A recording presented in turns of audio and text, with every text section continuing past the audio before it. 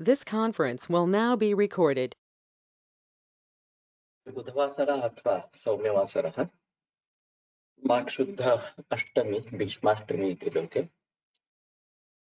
दिनांक 9 फेब्रुवारी 2022 शरक मीमांसा अध्याय 5 श्रोतव्यम् शंखं चक्रं जलकान्दतमृतघटं चारुदोर्भिश्चतुर्भिः सूक्ष्मस्वच्छातिरुद्यां सुखपरिविलसन् मौलिमं भोजनेत्रं कालाम्भोदोज्ज्वलाङ्गं कटितटविलसच्चारुपीताम्बराढ्यं वन्दे धन्वन्तरिं तन् प्रौढदावाग्निलीलं ब्रह्मणो हि समारब्धा मात्रे आद्येषु पूजिताम् अस्मदाचार्यपर्यन्तां वन्दे गुरुपरम्पराम् आयुर्वेदरतं वन्दे माधवाख्यं महागुरु आयुर्वेदामृतं सर्वं शिष्येभ्यो यः प्रदत्तवान्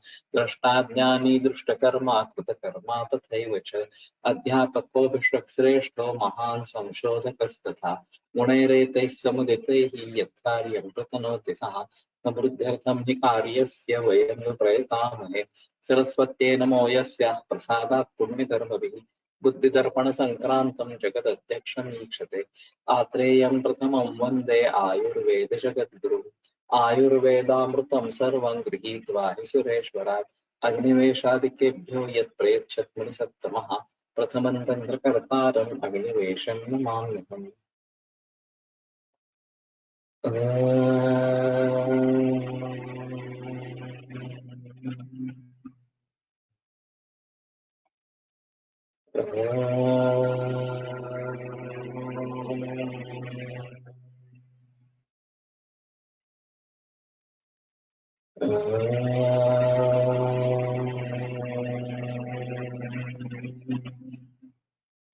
ओम शांति शांति शांति।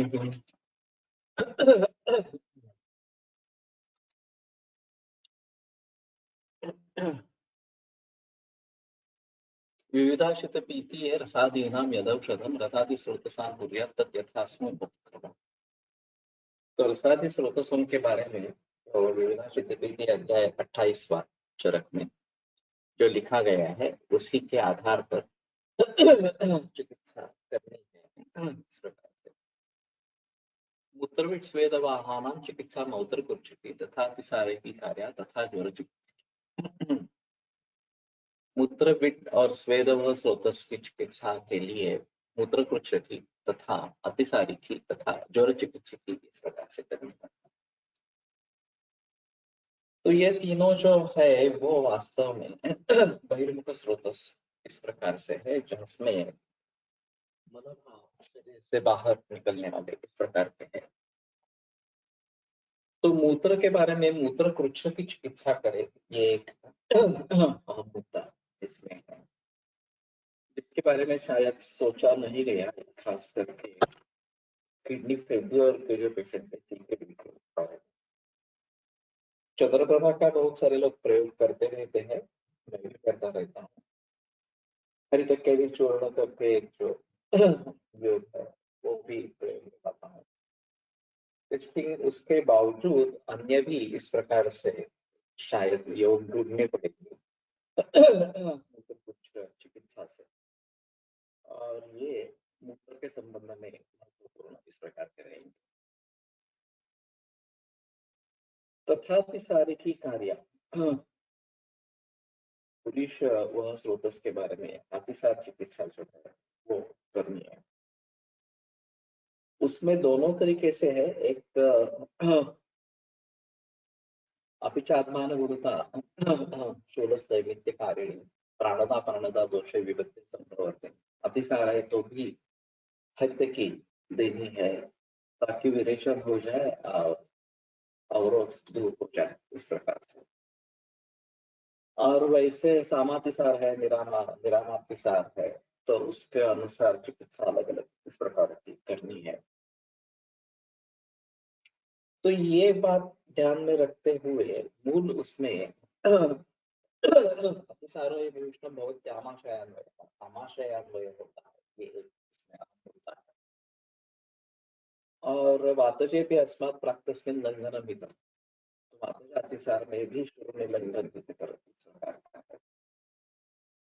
तो सभी का मूल अग्नि में है। अग्नि अगर अच्छा है तो अशोतिसार ग्रहणी विकार प्रायण चान्यन निदान भूता सन्ने नले संति निसंति दीप्ते प्रक्षेपतस्तेषु विशेषतो में एक अहम सूत्र है। अर्ष अतिसार ग्रहणी तीनों अग्नि से संबद्ध इस प्रकार से है। अग्नि मंद है तो तीनों होते हैं, अग्नि ठीक है तो तीनों नहीं रहेंगे, इस प्रकार से। तो इन बातों को ध्यान में रखते हुए अग्नि का महत्व इस सभी में ज्यादा इस प्रकार का है। तो उसके ऊपर जिक्र ऐसा करना है। और श्वेत के बारे में तथा ज्वर चिकित्सकी ज्वर की चिकित्सा करे, ये एक अहम मुद्दा इसमें आया है। स्वेदावरोध जब होगा तब ये स्वेदन इस प्रकार की चिकित्सा करनी है। और ये स्वेदावरोध काफी उदर वगैरह से जैसे रोगों में भी दिखाई देता है। तो वहां हम ज्वर चिकित्सा के बारे में सोच नहीं रहे, या फिर सीकेडी में भी शायद इसके बारे में सोचेंगे थोड़ा सा कि वो अतिरिक्त क्लेद जो जमा हो रहा है, मूत्र का कार्य उसको निकाल देना है और श्वेत का कार्य उसको शरीर में रखवाना है। लेकिन जो आवश्यक क्लेद है वो शरीर में होना चाहिए, ज्यादा है, वो अगर मूत्र से निकल नहीं रहा तो फिर श्वेत के लिए उसको निकालना, ये एक बात हो सकती है। कि जैसे मैंने व्यायाम के बारे में बात कही थी, व्यायाम का एक महत्वपूर्ण उपयोग स्वेद लाना इस प्रकार का है। तो इसके जरिए ये जो रोमरंध्र है ये खुल जाते हैं इस प्रकार से। और फिर जो अशुद्धियां हैं वो स्वेद के जरिए बाहर निकल सकती है। ये व्यायाम का अहम रूप इस प्रकार का है। मैंने स्वरूपा भुजबल से ये सुना था कि उसकी प्रैक्टिस अरुण्य पिटिका में ज्यादा थी, और उसका एक कहना था कि गंडूश जो है पतंजलियों मुखे इस प्रकार से कि पूरा मुंह भर लेना काढ़े से इस प्रकार से, तो उसको बहुत अच्छा परिणाम मिलता था, खास करके ये अरुण्य पिटिका के बारे में। तो उसके जरिए पोर्स ओपन हो जाते मुंह वाले जो है, और जो सब दूषित मल है अंदर वो सब निकल जाएगा, तो चेहरा निखर आता है इस प्रकार से। मैंने उसी से सिर्फ ये सुना, बाकी से किसी से सुना नहीं था। और इसके लिए मुंह के रोगों के लिए वो गंडूश बताया करती थी, कुछ कहानी बताती थी इस प्रकार से, तालिमा मंजिष्ठा वगैरह इस प्रकार से। तो ये एक भी सोचने की बात है कि इस प्रकार से गंडूश करने से भी वेदन इस प्रकार से होता है, और मुंह में अच्छे रिजल्ट्स उसके आते हैं इस प्रकार से। अगर हमें कॉस्मेटिक्स में कुछ प्रैक्टिस करनी है तो ये बातें महत्वपूर्ण रहेगी। वैसे भी उसमें नस्य का भी काफी रोल इस प्रकार का है, और लेप का काफी रोल है। तो कहने का तात्पर्य अर्थ ये है कि अंतर्मुख स्रोतस और बहिर्मुख स्रोतस, इनके ऊपर अगर हम ध्यान दें और अग्नि के ऊपर काम करें तो सभी रोगों की चिकित्सा इसके जरिए हो सकती है। सिर्फ ये देखना है कि किस प्रकार के कारण है, कौन से स्रोतस बिगड़े हैं और उनको दुरुस्त करने के लिए कैसे करना है। अभी कैंसर में मैं दूसरे विनिश्चय करने का प्रयास करता हूँ, स्रोत दृष्टि लक्षण, स्रोत दृष्टि के हेतु और अवयव उसके आधार पर कौन सा स्रोतस बिगड़ा है ये देखने की कोशिश करता हूँ और फिर उसका पाचक जो है 900 पाचक को माउंट पाचक को उसमें डालता हूँ।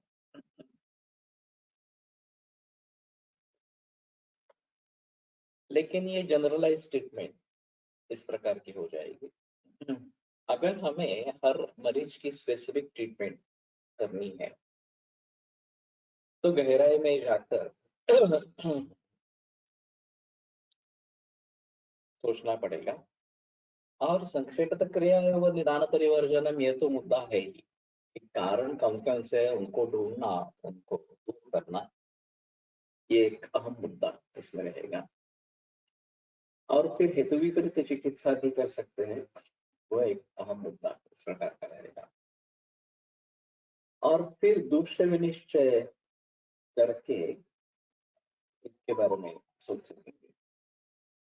तो मैं थोड़ा सा मानता हूँ कि प्राणवह, अन्नवह, उदकवह और मूत्रवह, पुरुषवह और स्वेदवह, ये 6 स्रोतस सभी प्रकार के मरीजों में हम सोचने की कोशिश करें,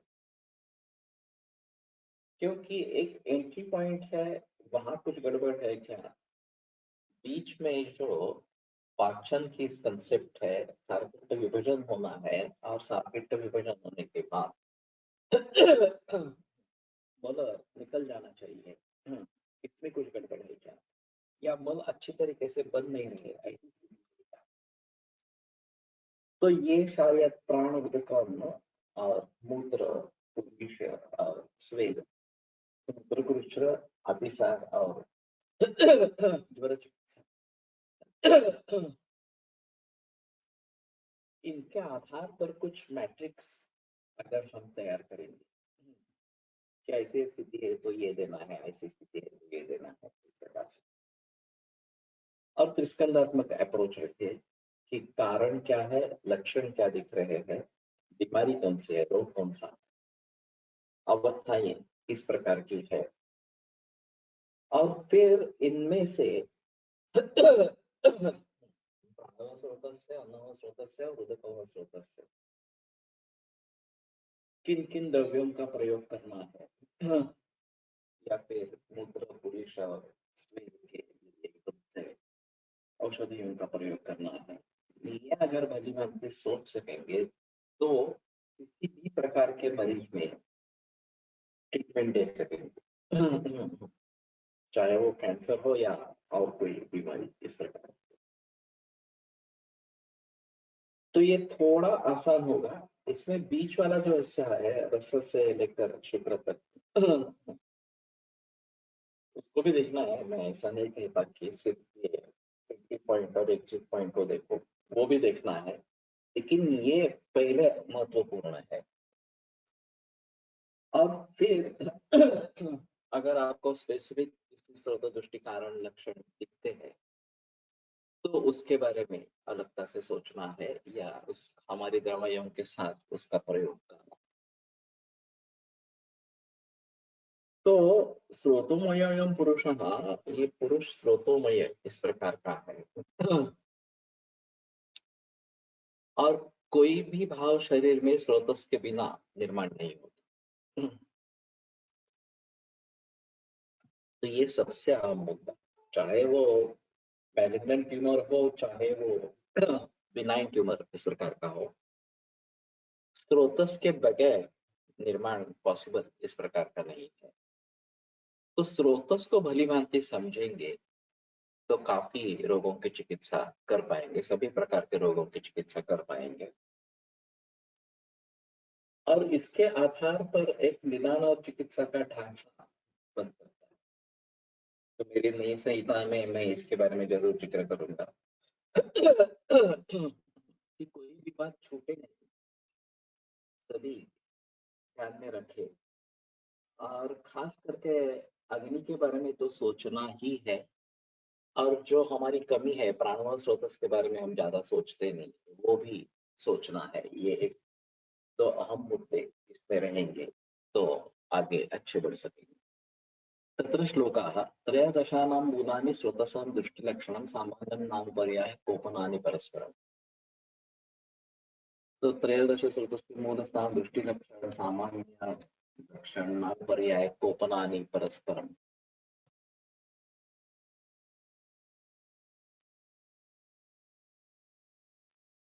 दोष हेतु पृथक्त्वेन भेषजोद्देश एव च। पृथक्त्वेन दोष हेतु जो है वो भेषजोद्देश, भेषज किस प्रकार से करना है, किस उद्देश्य से करना है, स्रोतो विमाने निर्दिष्ट तथा चादो विनिश्चय, ये सब स्रोतो विमान में बताया गया और विनिश्चय इसके बारे में बताया गया। केवलम विदितम यस्य शरीरम सर्वभावतः शारीरा सर्वरोगाश्च न कर्मसु सकर्मसु न मुह्यते। तो सर्वभावतः यस्य केवलम शरीरम विदितम विदितम, सभी भावों से, ये जो मैं सर्वांगीण सर्वांगीण दृष्टिकोण की बात कर रहा हूँ, ये होलिस्टिक अप्रोच हमें होना है और इसमें सभी तरीके के विचार, सभी तरीके के भावों के बारे में विचार होना जरूरी है। और सभी शारीरिक रोग के बारे में जिसको पता है, सकर्म सुप्न मुझे, वो कर्म के बारे में कोई गलती नहीं करता, भली बातें निदान कर पाता है, भली बातें चिकित्सा दे पाता है। तो ये एक अहम मुद्दा इसमें इस प्रकार का रहेगा। कल एक मुद्दा अधूरा छोड़ा गया था कि पाचनम दीपन क्षुद्र व्यायाम तक आए थे, आतप और मारुत, ये दोनों चीजें जो है वो रह गई थी।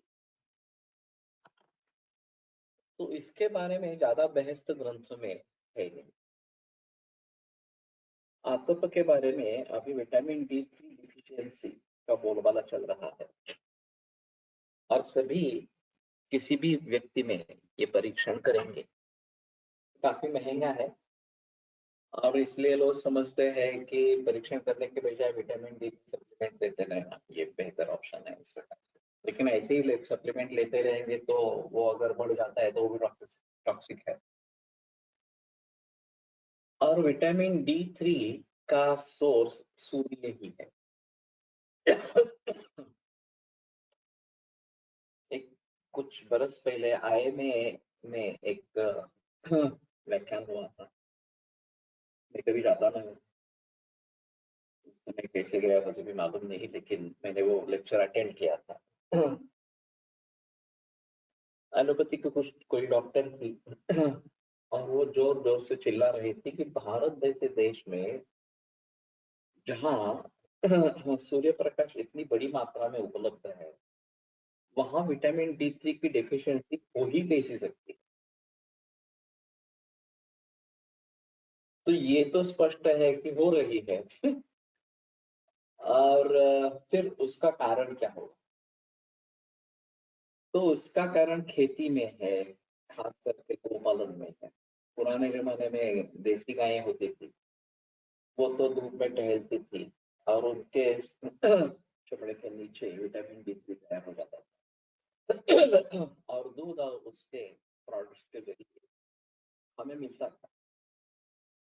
तो कोई दिक्कत नहीं थी, विटामिन D3 की कमी हुई ऐसा कभी हुआ नहीं था।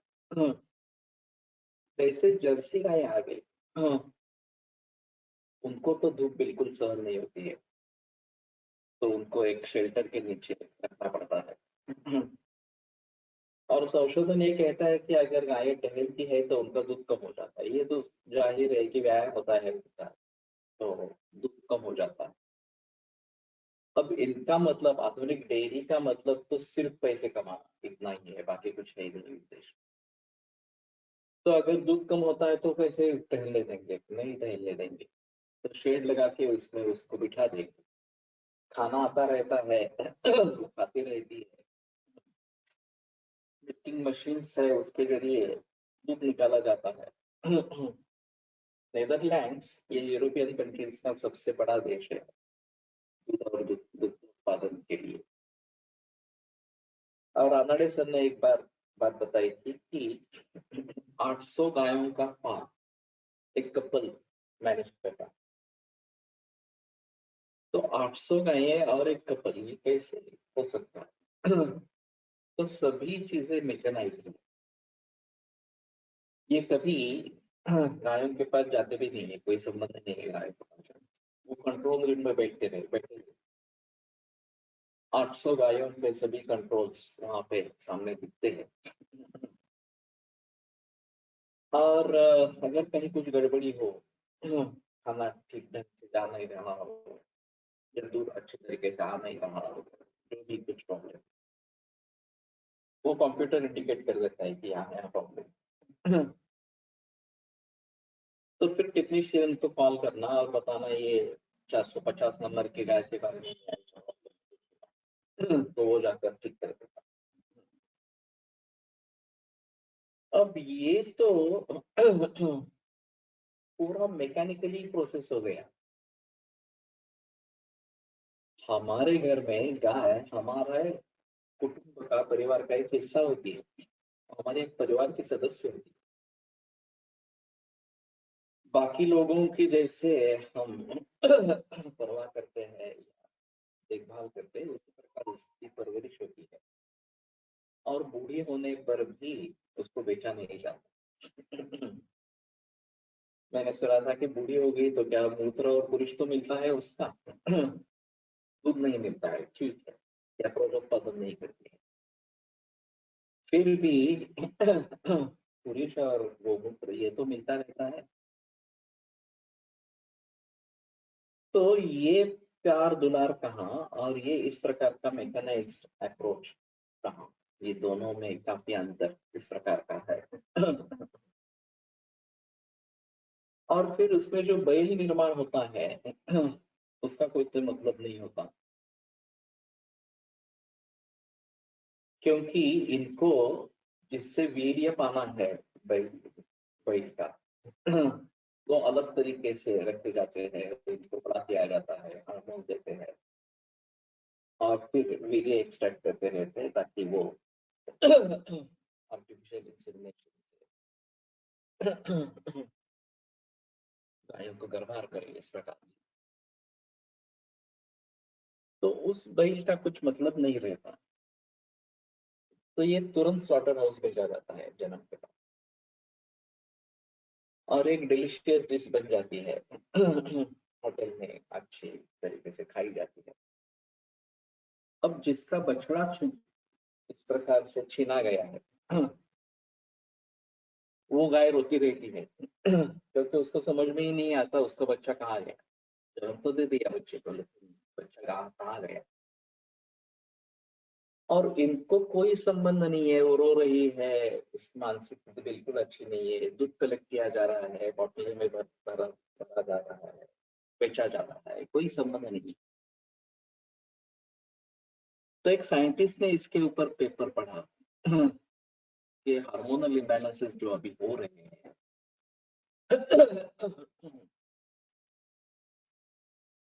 उसमें ये भी एक कारण है कि उसकी मानसिक स्थिति अगर अच्छी नहीं है, हम दूध को तो चेक नहीं कर रहे हार्मोन्स के हिसाब से, उसमें कुछ गड़बड़ी है क्या, परिवर्तन आया है।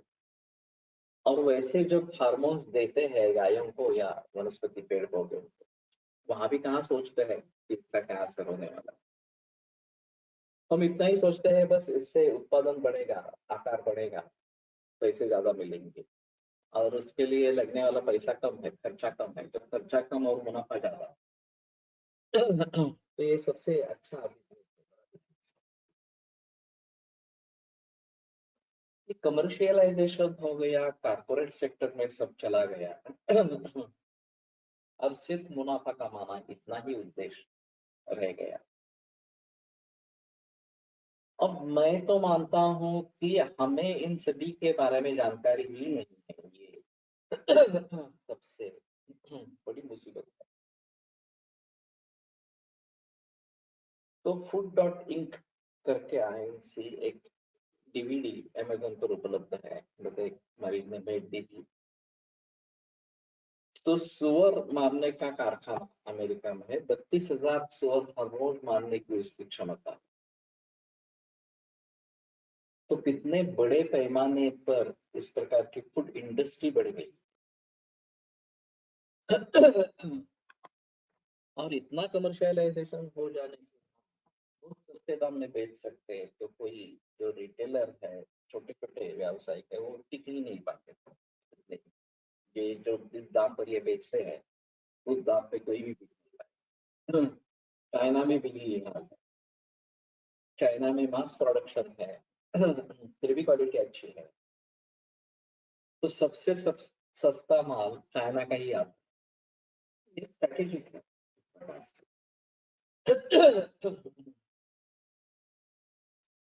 तो इन सभी के जरिए स्वास्थ्य पर क्या परिणाम हो रहा है, इसका कोई किसी को लेन देन नहीं है। और रोग के बारे में अलग से सोचा जाता है, कैंसर हो गया, ठीक है, अभी केमो सर्जरी रेडिएशन नहीं करो, यही उसकी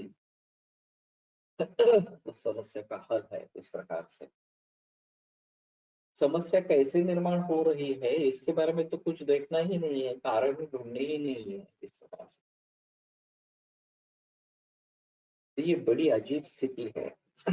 इसको अगर सुधरना है तो सभी प्रकार के कारणों को दूर करना जरूरी है। टर्बो चार्जर वर आहे नेहून ठेवलाय।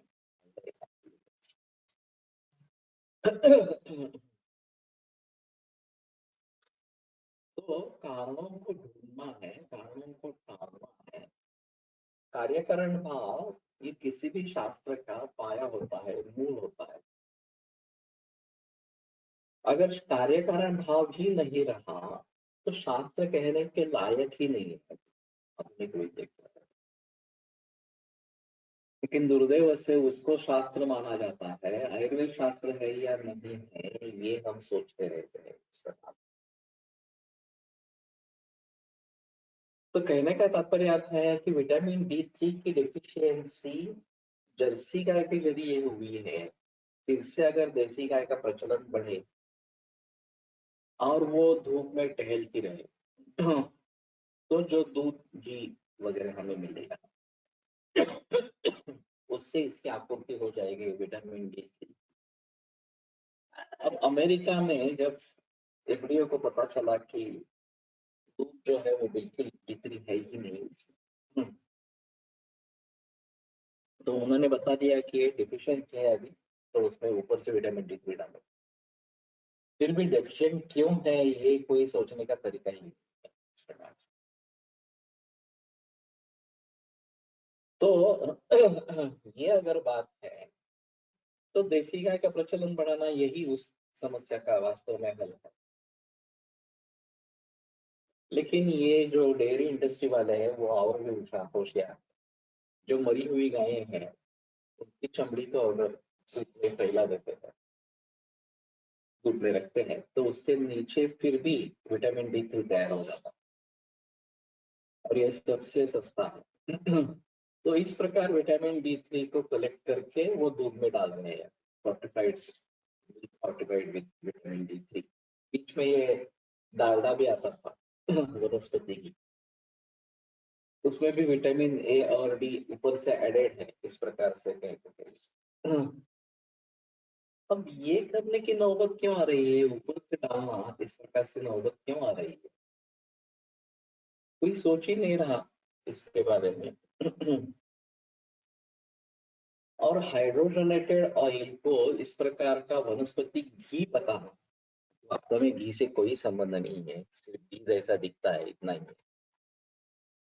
तो ये गायीच्या वशिंडामध्ये तयार होते, ये तो मालूम नहीं है। वशिंडा से संबंध होगा क्योंकि सूर्य किरण वहीं पे ज्यादा आकृष्ट होते हैं, ऐसा कहना है। और ये हम निकल गया, सुअर के जीन्स गाय में डाले गए और इस जीन के जरिए जो हम है वो फ्लैट हो गया, सुअर जैसा हो गया। और फिर ये क्षमता भी चली गई, उसमें एक नया प्रोटीन आ गया जो एक जुवेनाइल डायबिटीज, ऑटिज्म और कैंसर के लिए कारण इस प्रकार का है। तो डेविल इन द मिल्क की एक किताब है डॉक्टर वुडफोर्ड न्यूजीलैंड की, और अमेज़न पर उपलब्ध है। पूर्ण त्वचेमध्ये तयार होते। ओके। लेकिन ऐसा कहा जाता है कि वशिंड में ये सूर्य किरण इकट्ठा हो जाते हैं, ऐसा कहा जाता है। तो अभी ये तो तरीका है ही नहीं इस प्रकार से विटामिन D3 तैयार करके वो दूध में मिलाना, या अभी जो सब न्यूट्रास्यूटिकल्स प्रोडक्ट्स आ रही है उसमें एक अहम मुद्दा इस प्रकार का कि हमारे आहार में कमी पाई जाती है, 30 तत्वों की कमी पाई जाती है। तो उसका उपाय क्या है? तो ये हॉर्लिक्स ले लो या और कुछ इस प्रकार की मेडिसिन ले लो। अगर कमी पाई जाती है तो कमी दूर करने की कोशिश करो ना। इस समस्या का हल कमी को दूर करना इस प्रकार से, अग्नि को अच्छा बनाना इस प्रकार से है। हाँ, लेकिन इसके बारे में किसी को सोचना ही नहीं है। चित्तौड़े काका का जो व्याख्यान हुआ था गुरुकुल में सोनाचा अंश पण असतो।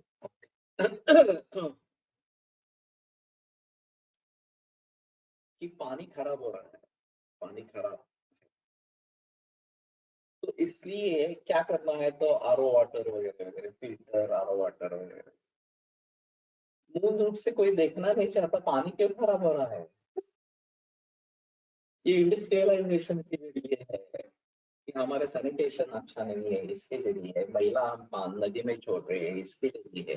तो वो रोको तो पानी शुद्ध करने का कोई सवाल ही नहीं रहेगा। लेकिन उसमें पैसा नहीं है। आरओ आप बेचकर पैसा कमा सकते हैं, फिल्टर्स बेचकर पैसा कमा सकते हैं। तो किसको पड़ी है कि मूल रूप से पानी को अशुद्ध ही न होने दे इस प्रकार के। मृत स्किन में भी तैयार होता है क्या? होता है, वही तो है, मैंने बताया। मरे हुए गाय की चमड़ी को इस प्रकार से दूध में रखते हैं तो उसके पीछे भी ये होता है। Name of the book available on Amazon, devil in the milk, doctor Woodford, New Zealand का डॉक्टर है, एलोपैथी का डॉक्टर है। और किताब जो लिखी हुई है वो भी एलोपैथी के उसी प्रकार से लिखी। और ये आई ओपनर रही ये किताब। शुरुआत हुई जुवेनाइल डायबिटीज के मरीज बढ़ रहे हैं, सभी जगह बढ़ रहे हैं। तो इसका कारण क्या है? ढूंढते ढूंढते वो जर्सी गाय के दूध पर आया और वो कल्प्रिट है, ये उसने सिद्ध किया। अब यूएई में ये बड़ी समस्या यूएई में हो रही है। तो यूएई में तो वहाँ का प्रोडक्शन कुछ नहीं है दूध का, नीदरलैंड से दूध आता रहता है और सभी जर्सी गाय का। तो यूएई में भी ये बहुत बढ़ रहा है। और फिर उसके बारे में सोच रहे हैं कैसे करेंगे, क्या करेंगे इस प्रकार से। आपण A2 म्हणजे केवळ देशी गाईचे दूध असे समजतो, परंतु काही अभ्यास केल्यावर असे लक्षात आले आहे की वास्तवात A2 हे एक प्रकारचे प्रोटीन आहे, जे देशी गाईच्या दुधात असते, तर A1 हे जर्सी गाईच्या दुधात असते। पण मुख्य मुद्दा अजून असा आहे की A2 हे प्रोटीन म्हैस दुग्धात देखील असते, म्हणून सध्या A2 म्हैस दूध देखील मिळते। वो ऐसा है कि महिष दुग्ध भारत में उपलब्ध है, भारत कहीं भी भैंस का दूध प्रचलन में नहीं है। भारत में तो पुराने जमाने से प्रचलन है। और फिर उसमें ऐसा होता था कि प्राचीन पद्धति से, नैसर्गिक रीति से भैंस का पालन होता था। अभी इसमें भी है ऑक्सीटोसिन लगाना वगैरह बातें शुरू हो गई है, हार्मोन की इंजेक्शन लगाना इस प्रकार से। तो ये ऑक्सीटोसिन वनस्पतियों में भी प्रयोग में लाया जाता है और गायों के बारे में या फिर दूध देने वाले अमूल से A2 म्हशीचे दूध सध्या मिळत आहे. येस, सिर्फ इसमें ऐसा होगा जो फीड देते हैं गायों को, वो नैसर्गिक होना है। पहले जमाने में तो नैसर्गिक ही था, अभी नैसर्गिक नहीं रहा। और ये जो नैसर्गिक नहीं है, पैलेट्स दिए जाते हैं गोदरेज पशु आहार इससे प्रख्यात है। अभी रामदेव बाबा का भी आ गया है पशु आहार, वो मैंने देखा नहीं है क्या है इस प्रकार से, लेकिन पशु आहार मिलने लगा है। और इसमें अगर नैसर्गिक तत्व है तो कोई प्रॉब्लम नहीं, लेकिन इसमें अगर हम कुछ केमिकल्स वगैरह इस प्रकार से डाल रहे हैं, हार्मोन्स वगैरह डाल रहे हैं, तो ये गलत बात है।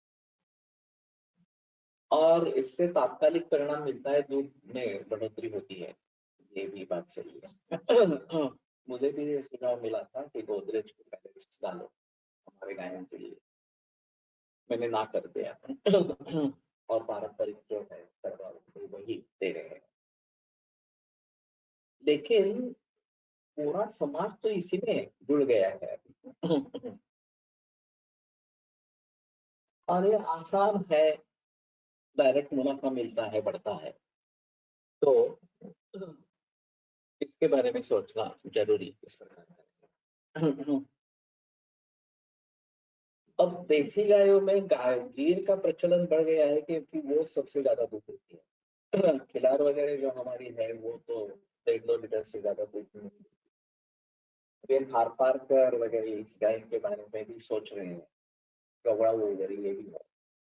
कोकण में गिंडी करके या गिंडी इस प्रकार की गाय है, छोटी गाय, वहां पे एक प्रयोग किया गया कि उसको गिर के इंजेक्शन लगवाए और फिर दूध बढ़ता है उसका। जैसे जर्सी गाय को इंजेक्शन लगवा के गायों को जर्सी में परिवर्तित किया, तो गिट्टी को इस प्रकार से गिर में परिवर्तित करना। अब मालूम नहीं उसके तीसरे चौथे पीढ़ी में क्या परिणाम होते हैं, लेकिन एक बार गिर कर दी तो गिर ही को आगे बढ़ाना है, ऐसा थोड़ा सा होगा उसमें। तो मेरे कहने का तात्पर्य आपसे ये है कि हम ऐसा अभी कहीं नहीं कह सकते कि जो भी कुछ चल रहा है इंडस्ट्री में वो चलने दो, उससे कोई लेना देना नहीं, ये बिल्कुल गलत बात। हमें बहुत सजग होना है इसके बारे में कि क्या चल रहा है फूड इंडस्ट्री में, क्योंकि आहार का डायरेक्ट संबंध स्वास्थ्य और रोगों से है। शरीर आहार से ही बनता है। आपण A1 A2 अशा भाषेत बोलण्यापेक्षा गावरान व संकरित असा भेद प्रकर्षाने मांडत राहिले पाहिजे। उद्या काही प्रक्रिया करून हायब्रिड गायीतही त्यांनी A2 प्रोटीन निर्माण केले तर आपली पंचायत व्हायची। पॉसिबल है।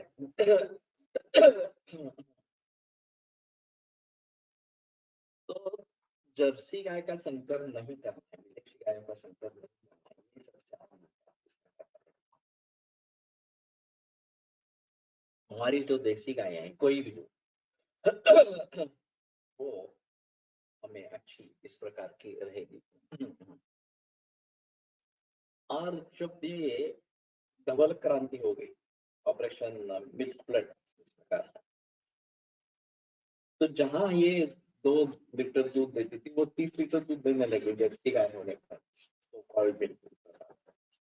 तो सभी किसान बह गए इसमें और सभी जर्सी गाय की तरफ मुड़े। अब ये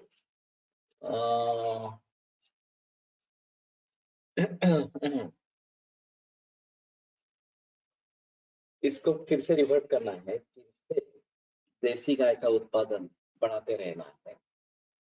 और चाहे गिर का प्रयोग करो, खातर का करो या दूसरे किसी गाय में का, लेकिन देसी गाय होनी है, ये सबसे अहम इस प्रकार का रहेगा।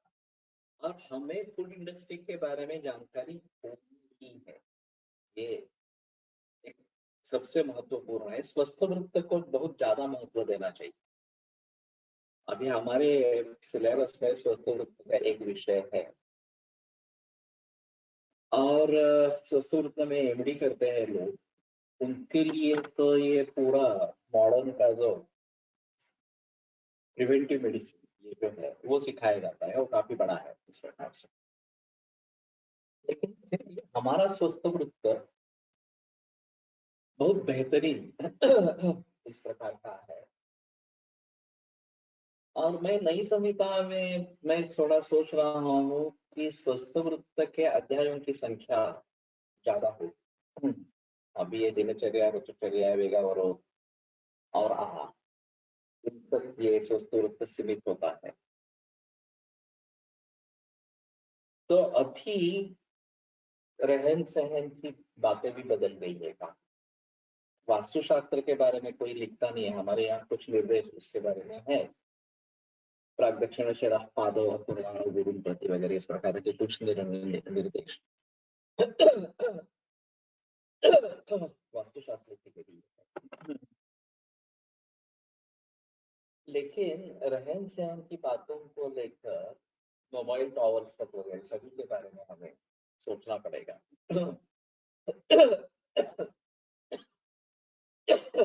और खाने पीने के बारे में तो बहुत गहराई में जाकर सोचना पड़ेगा। खेती के बारे में पूरी जानकारी होती जरूरी है। और नैसर्गिक खेती की तरफ फिर से मुड़ना, तभी पूरा समाज बच पाएगा। और ये सब होने के बावजूद भी इतनी सारी बीमारियां पुराने जमाने में होती, वो केवल प्रज्ञा प्राप्त का परिणाम इस प्रकार का। ये सब मालूम होते हुए भी अगर हम स्वस्थ वृत्त के नियमों का पालन नहीं करेंगे तो ये मुसीबत आने ही वाली है इस प्रकार से। तो इसमें से हमें अगर बचना है तो स्वस्थ वृत्त के बारे में बहुत ज्यादा जानकारी होनी चाहिए। और पालन स्वस्थ वृत्त का किस प्रकार से हो इसके बारे में सोचना चाहिए। जैसे मैंने कहा कि हमारा मकसद स्वास्थ्य बनाए रखना ये होना चाहिए। रोगी को ठीक करना यह हमारा मूल मकसद नहीं होना है, वो तो हमें करना ही पड़ेगा क्योंकि लोग बीमार होंगे ही इस प्रकार से। लेकिन मकसद जो रहेगा वो स्वास्थ्य रक्षण करे, ये मकसद हमारा होना चाहिए। और उसके लिए काफी चीजों को देखना अनिवार्य होगा। एक सर्वांगीण दृष्टिकोण रखना अनिवार्य इस प्रकार का होगा। तो आतप सेवन के बारे में अभी विटामिन डी के जरिए हम सोच रहे हैं कि आतप सेवन करेंगे तो शायद ये डिफिशियंसी नहीं होंगी, या आतप सेवन करने वाले गायों का दूध लेंगे तो नहीं होगी वगैरह, गाय या पति का दूध लेंगे तो नहीं होगी। लेकिन ये इनडायरेक्ट है इस प्रकार का या इसका सेवन करना। डायरेक्टली जब ग्रंथों में शमन चिकित्सा में आतप सेवन ये बताते हैं तो शायद हमने उसके बारे में कुछ सोचा नहीं है, प्रयोग ज्यादा नहीं किए। विसर्गोपचार में इसके बारे में सोचा जाता है। और जहाँ सूर्य प्रकाश कम होता है वहां इसके बारे में जरूर सोचा जाता है। सब बात के बारे में मैंने इस अजीब किस्सा सुना था कि कनाडा में जब टेम्परेचर -50 वगैरह इस प्रकार का रहता है तो -50 से -20 में भी आ गया और सूरज निकल आया तो उसको संडे कहते हैं। और सभी समाज बाहर निकल आता है घर से। 20 डिग्री, -20 डिग्री है, फिर भी काफी ठंडा है हमारे हिसाब से। फिर भी धूप निकल आई है तो धूप लेनी है, इस प्रकार से छुट्टी दी जाती है और सभी लोग बाहर आते हैं, निसर्ग में आते हैं। तो जहाँ इस प्रकार की स्थिति हो वहाँ काफी अलग माहौल होता है और धूप के लिए लोग तरसते हैं। हमें स्विट्जरलैंड में औरत से बात कर रहे थे,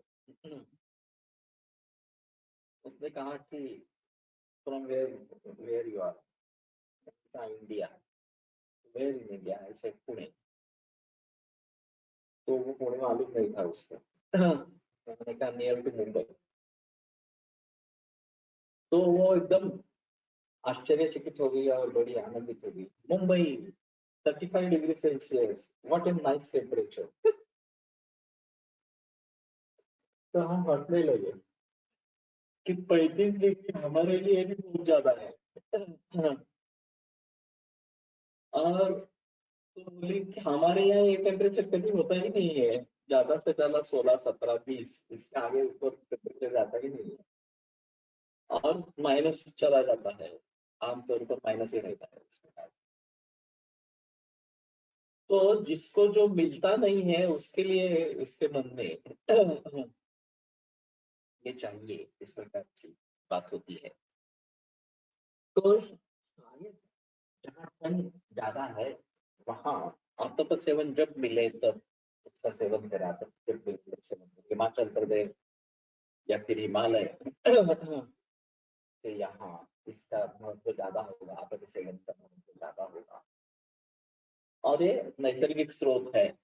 तो शायद ये ऑक्टोपस सेवन ये जो शैत्य का परिणाम है उसको दूर करने के लिए ऑक्टोपस सेवन बताया गया। और अब ये विटामिन D3 की डेफिशिएंसी के जरिए हमें भी ऑक्टोपस सेवन अगर करेंगे ठंडी के मौसम में खास करके, तो दोनों फायदे होंगे, ठंड का निवारण होगा और विटामिन D3 की आपूर्ति होगी। लेकिन थोड़ा ढूंढना पड़ेगा और कहाँ ऑक्टोपस सेवन हम कर सकते हैं। नेचुरोपैथी में जो भी लिखा है एक बार समझ लेंगे तो शायद कुछ बात पता चले। और मारुत सेवन, व्यायाम आता तो मारुत आता, वायु का सेवन करवाना, अब ये तो और मुश्किल इस प्रकार की बात है। वायु सेवन करना है इसलिए बाहर टहलना है, या वायु सेवन ही करवाना है, इस प्रकार से सुश्रुताचार्य ने विभिन्न दिशाओं से आने वाले वायु के बारे में गुणधर्म बताए।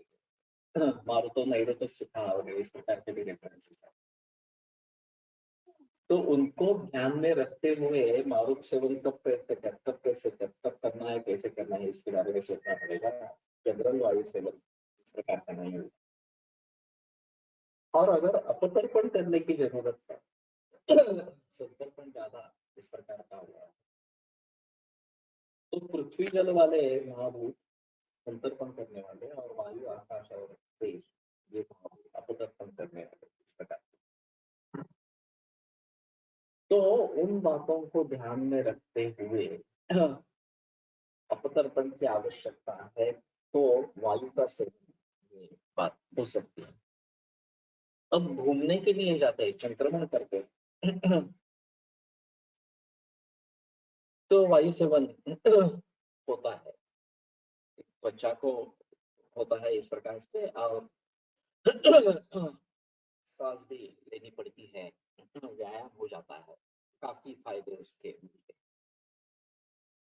सुश्रुताचार्य ने इसके भी बारे में बताया है संक्रमण इस प्रकार का काम करता है।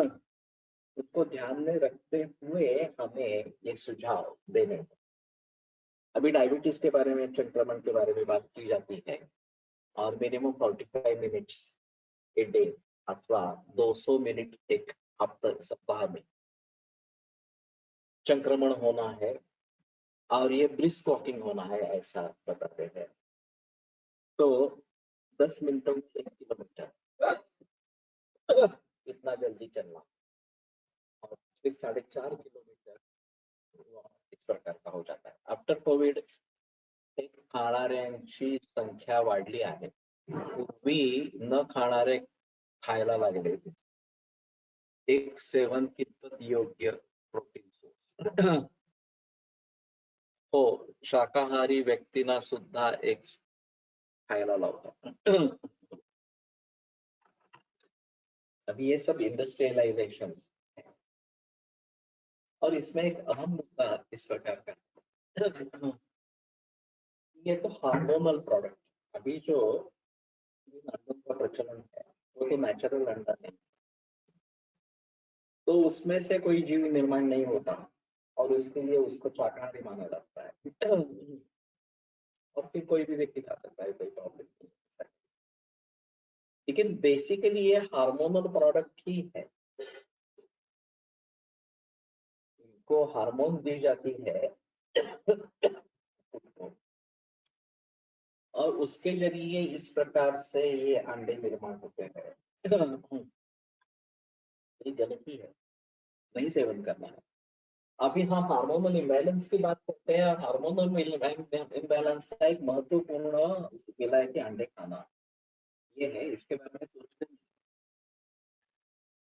तो अगर खाने ही है तो देसी अंडा खाना है जिसमें जीन है, ये तो नॉनवेज हो जाता है, इसमें कोई संदेह की बात नहीं। गुरु ने अंडा नहीं, इतना ही मेरे रेफरेंस है, ये गुरु है। तो हमारे हिसाब में तो मांसाहारी अच्छा है, अगर नॉनवेज खाना ही है तो मांसाहारी बेटर ऑप्शन इस प्रकार का है। अभी हाई प्रोटीन डाइट की बात की जाती है और उसमें से ये चीज, पनीर और प्रोटीन पाउडर और बाकी दालें वगैरह वगैरह इस प्रकार से अंडे, इनके बारे में जिक्र की जाती है। तो ये सभी को अग्नि की दृष्टि से देखना बहुत जरूरी है।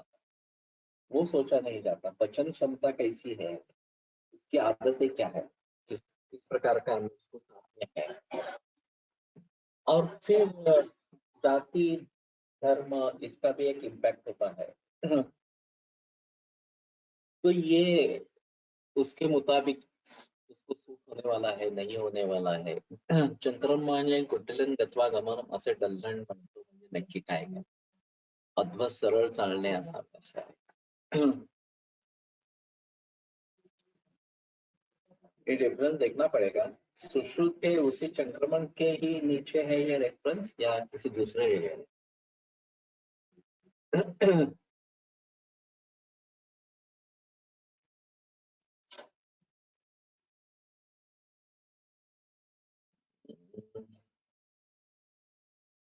थोड़ा मुश्किल लगता है अर्थ जो है सूची 24, लेकिन वही संक्रमण जहाँ जहाँ पे निर्देशित है वहीं पे है क्या या किसी दूसरे जगह है.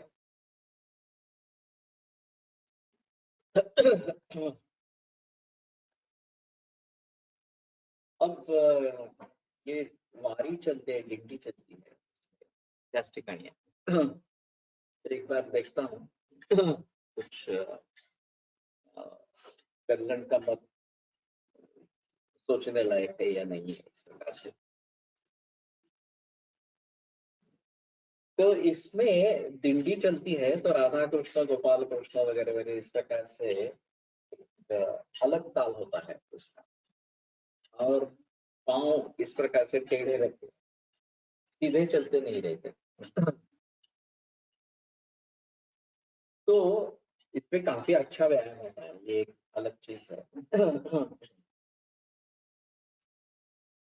और वो शायद संक्रमण नाम से अपेक्षित होगा. अभी मुझे वो याद आया कि इस प्रकार से पाँव टेढ़े टेढ़े डालते हैं और चलते रहते हैं इस प्रकार के. संक्रमण या शब्दावरून गोल राउंड म्हणणे चक्राकार गमन असे असेल का. चक्र और चंक्र में फर्क है.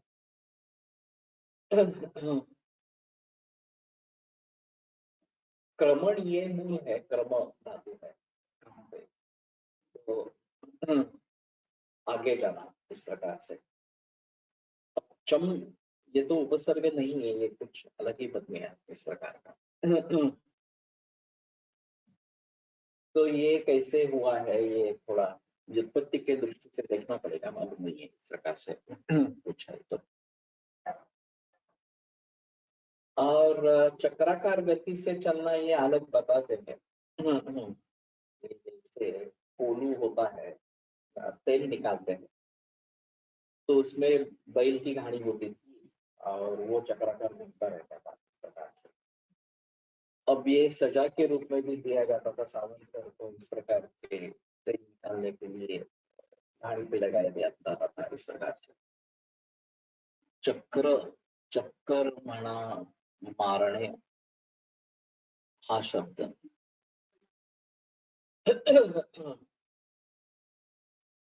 लेकिन फिर भी ये काफी मुश्किल है थोड़ा सा. Some patients show हस्तपादतल अतिस्वेद प्रवृत्ति that should be because of रक्त गत पित्त and कुष्ठ पूर्व रूपक. Can there be other संप्राप्ती for this लक्षण? मराठीत संक्रमण यावरून आलं असावं. मूल तो संक्रमण शब्द है, उसमें संदेह नहीं है. अतिस्वेद प्रवृत्ति के लिए काफी कारण होते हैं. पानी ज्यादा पीने से लेकर तीक्ष्ण द्रव्यों का सेवन और चिंता या भीति,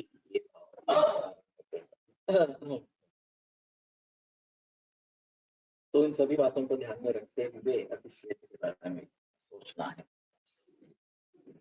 तो मैं मानता हूँ कि संक्रमण का सीधा मतलब सीधे चलते रहना ऐसा ही होना चाहिए. या ऐसा टेढ़ा टेढ़ा चलना तो ज्यादा देर तक नहीं चलता है. लेकिन ठीक है.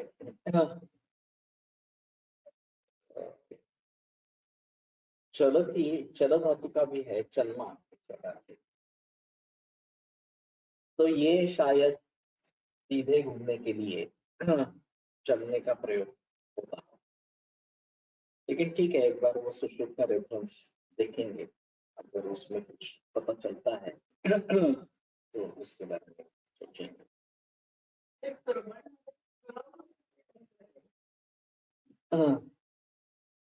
और अलग होगा क्रम, ऐसा कुछ उसका विपरीत होगा.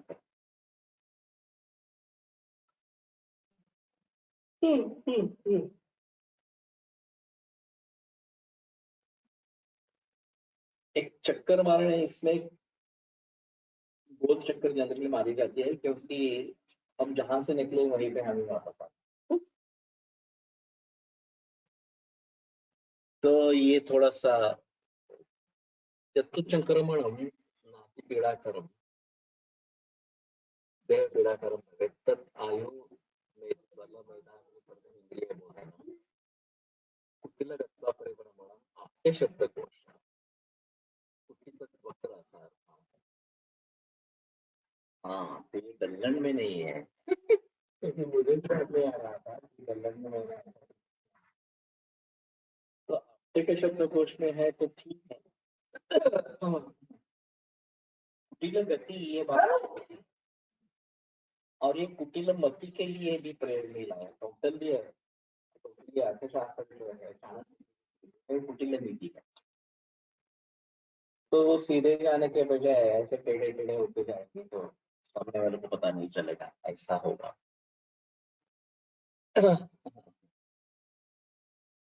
तो नाति देह पीड़ा कर्म भवे, इससे ज्यादा देह पीड़ा नहीं.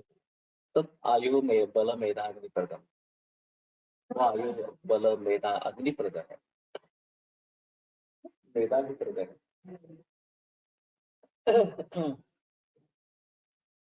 तो संक्रमण तो हमें बताना चाहिए. ऋषिकेश मित्र ने एक कमेंट की थी, संक्रमण कहीं नहीं है हमारे यहाँ.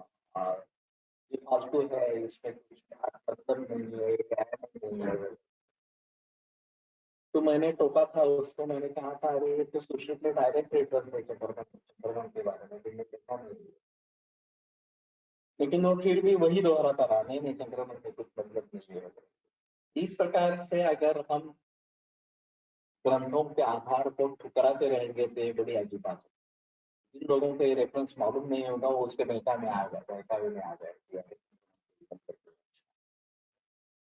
लेकिन ग्रंथों में तो स्पष्ट निर्देश है. तो हमें जब बातें करनी है सोच समझ कर करनी है, और ग्रंथों के खिलाफ तो कुछ नहीं कहना है. ये तो सही इस प्रकार का रहेगा. अभी मालूम नहीं है वो क्या बताता है संक्रमण के बारे में. कुटिल गत्वा परिभ्रमण हा डल्लनचाच रेफरन्स आहे. कुटिल शब्दाचा अर्थ चक्र असा आठ्य शब्दकोशात दिला आहे. ओके. देखते हैं एक बार फिर भी तो मेरे ख्याल में हम उसी जगह पे वापस आते हैं चक्रमण करते, तो ये थोड़ा सा चक्राकार इस प्रकार का हो जाता है। और अगर ऐसा करना है तो मैं सुझाव देता हूँ बाएं हाथ से चले और दाएं हाथ से वापस करें। मैंने एक अजीब सुना था ये धर्मवीर का शास्त्री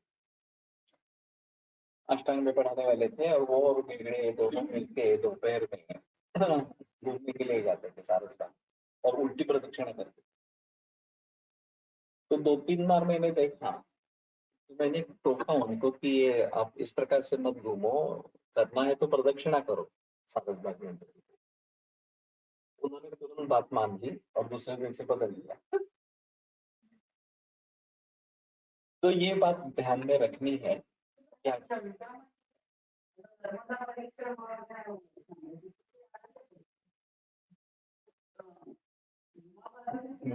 परिक्रमा का मतलब और क्या होता है देखना है। ठीक है, इसके बारे में थोड़ा सा सोचेंगे। तो ये अभी अध्याय समाप्त हो गया। तो मैं मारुत सेवन ये एक अलग बात रहेगी, और जहाँ हो सके वहां को करें। षष्ठोध्याय अर्थात रोगानीकं विमानं रोगानात्रयम् वे रोगानीके भवता प्रभावभेदं साध्यम् असाध्यम्। तो अगले सोमवार को इसका लेकर आगे बढ़ेंगे। कल दशरथ समुच्चय को आगे बढ़ाएंगे। आयुर्वेद प्रकांडो निगदित इह हि शल्यतंत्र प्रधानः शिष्येभ्यः शाश्वतो यन्निखिल जनकृपा व्याप्तचित्तेन येन आयुर्वेदस्य वाञ्छन् पुनरपि भुवने काञ्च सुप्रतिष्ठां श्रेष्ठं धन्वन्तरिं तं प्रणमति च सदा वैद्यवर्गो हि नूनं वैद्यवर्गो हि नूनम्।